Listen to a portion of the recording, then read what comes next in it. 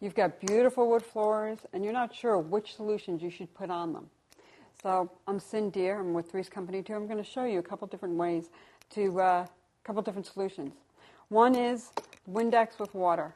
You use about a quarter cup of this to about 3/4 cup of water, and it's great for washing your floors. You can use vinegar and water.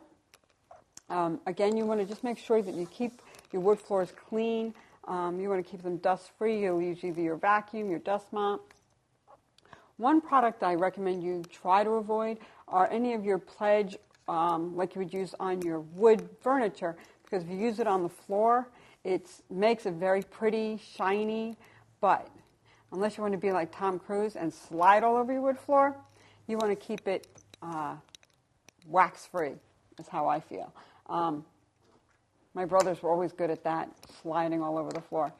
So stick to the basics. Go with your Windex or your vinegar and water solutions. Will make your floors beautiful and avoid the sliding waxes. I'm Cindy, and this was how to keep your floors beautiful with a variety of solutions. And hopefully you have a great day.